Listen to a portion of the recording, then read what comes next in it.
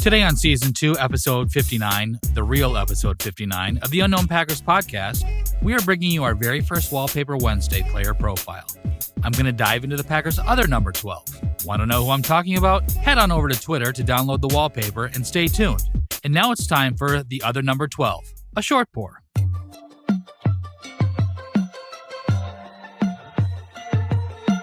This is Green Bay. Thank you so much for following the Unknown Packers podcast. Touchdown! Dagger! Al Harris, 56 yards to a game-winning touchdown! Green Bay Packers! Go, Pack, go! Winning isn't everything, but it's the only thing. Green and yellow, green and yellow, green and yellow, green and yellow, green and yellow. Unknown Packers podcast. Green and yellow, green and yellow, green and yellow, green and yellow. And let me tell you this, Green Bay is a great town. This is Green Bay, Green Bay. Welcome to the Unknown Packers podcast. This is your host, Neebles. Hey, it's Neebles. Anyway, the Unknown Packers production team is kicking off a new feature this week. We're trying to make it a collaborative effort with the rest of the crew. As you guys know, we do put out our Wallpaper Wednesdays every Wednesday, of course. And to go along with those wallpapers, we are going to start putting out a player profile short pour. So if you listen to our podcast first thing in the morning, you can head over to our Twitter page a little bit later on in the day, and you will find the corresponding wallpaper. If you are a lazy bum like myself, you may wake up in the morning, see our wallpaper, and then head over to our podcast on iTunes, Anchor, Stitcher, Podcasts or Us, I don't know, wherever you can find podcasts, and listen to a profile of that player. It's kind of neat. If you guys have a suggestion on anybody you would like to see a wallpaper of and hear a profile on, go ahead and drop us a line. I'm pretty sure by now you know where to find us. At least I'd hope so. All right, now we're going to go ahead and get this show rolling.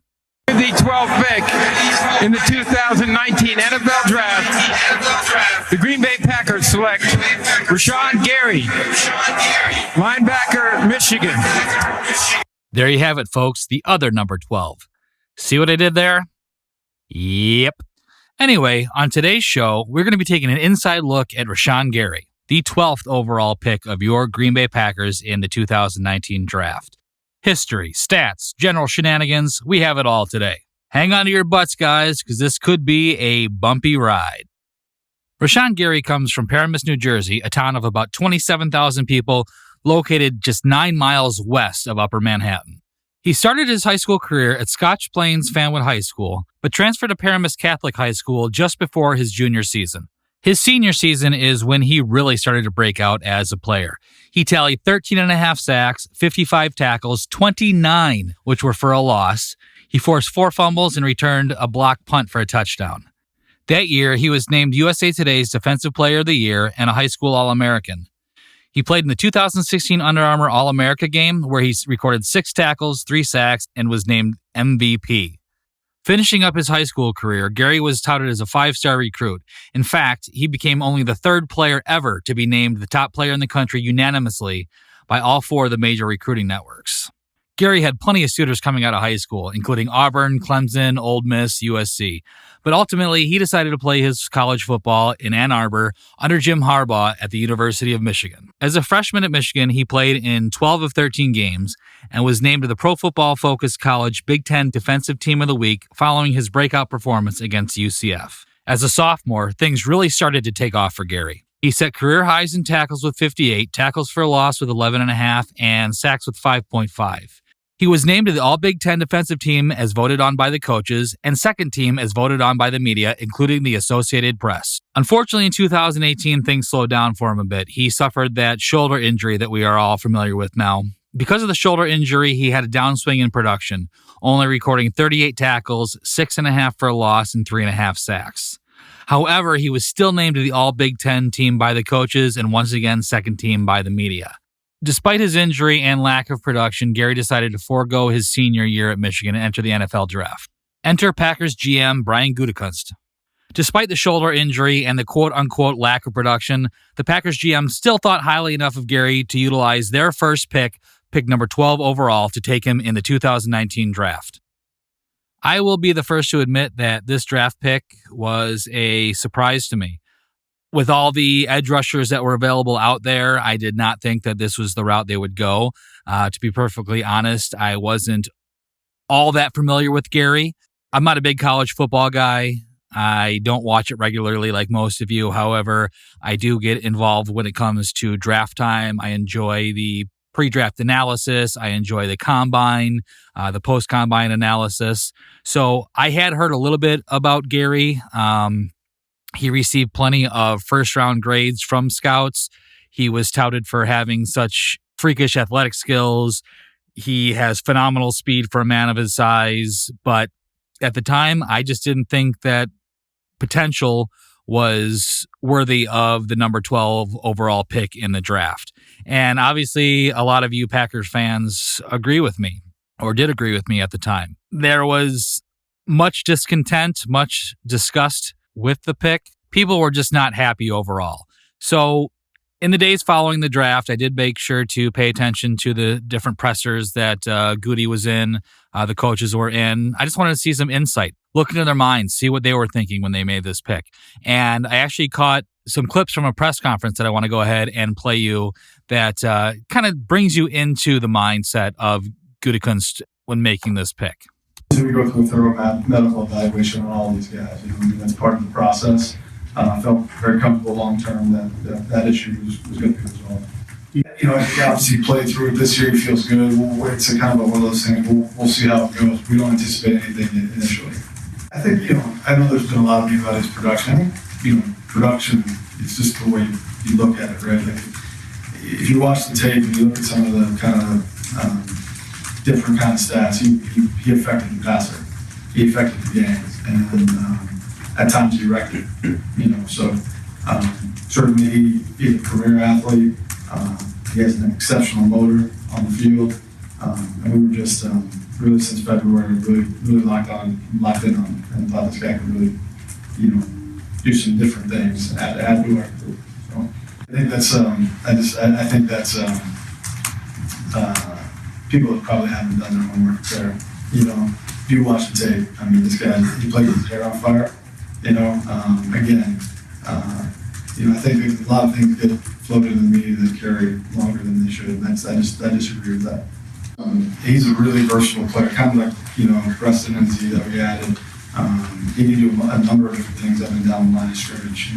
Obviously he's got premier speed off the edge. He's able to bend the corner. He plays with length and power.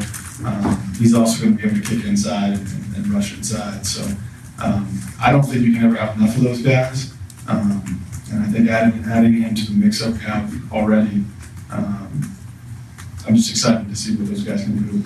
As a Packer fan who was initially concerned about this pick, listening to these questions being addressed by Goody helps my mind at ease a little bit. There's a couple things about the quote that stood out to me. I know the questions weren't in there. It was just the answers, but based on his answers, you can kind of gauge what the questions were. One that stood out was someone had asked about his shoulder injury. Obviously, Goody had said that physical evaluation was definitely part of the process. They're not going to go into this and use this high of a pick on someone that they feel like is going to have reoccurring injury problems. They're pretty sure that this shoulder will be a situation that does resolve itself. I like how he had mentioned that people who didn't do their homework were the ones that were skeptical about this pick. He said, watch the tape. He was constantly affecting the passer. He was wrecking plays. He was a very effective player. One other thing that was kind of interesting is they had been locked on Gary since February. Now, that shows a lot that Goody found his guy, locked in on him, stuck to his guns, and ended up picking him. That kind of gives me confidence that the homework was done by the Packers and Patton and the defensive staff, the unit as a whole, to make sure that this was a good pick at number 12.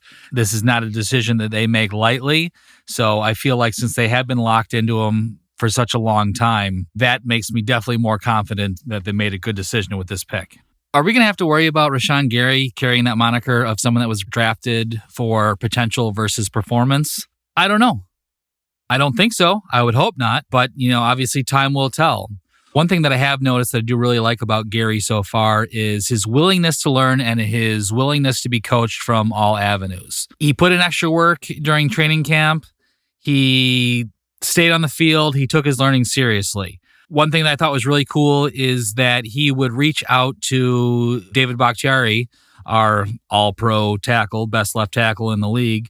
And, what better way to learn that position than by talking directly to the quote-unquote enemy about it? Anytime you have a chance to go against and learn the thoughts from a left tackle the caliber of David Bakhtiari, you got to take it.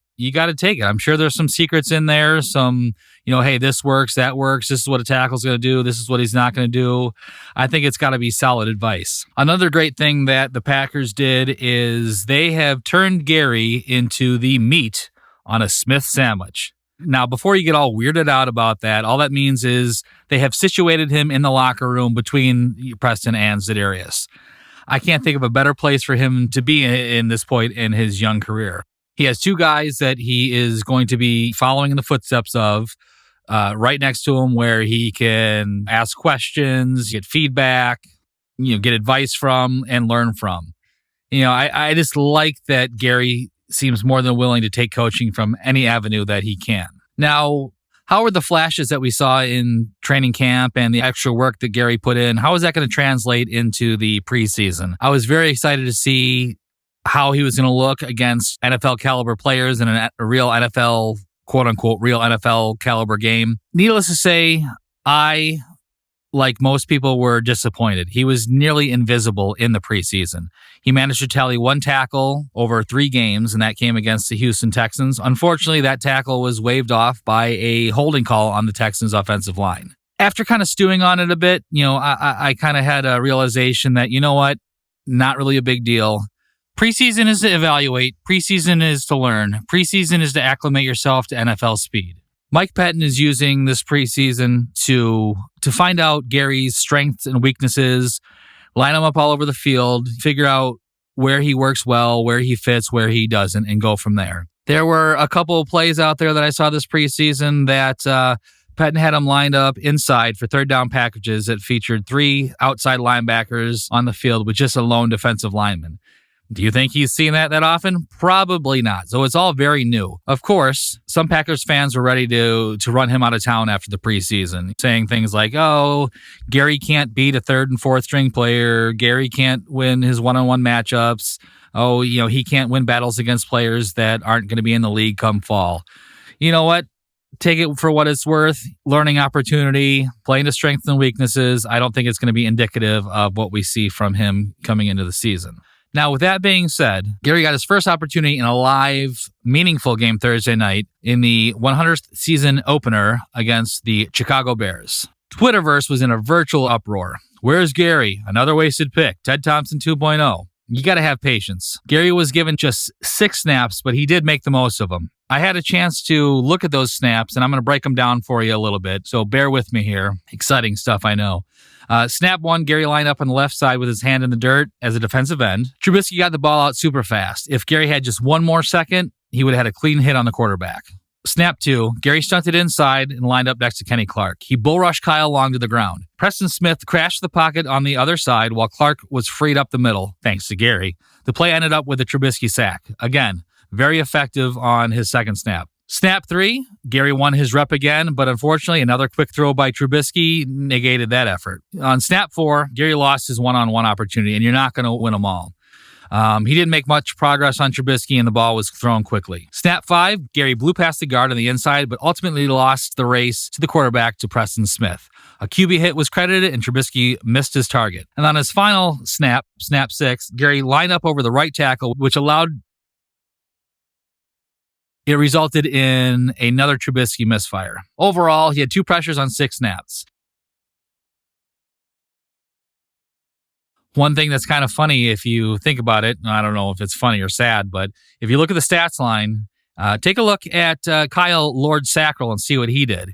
He managed that same 2 QB pressures, but on how many snaps? 22. Yikes. Given Gary's performance and Fackrell's lack thereof, I can definitely see Pettine taking snaps away from Fackrell and handing them over to Gary sooner than later. One thing I'm going to be looking forward to seeing going forward is how Pettine is going to be using Gary, at least in the short term.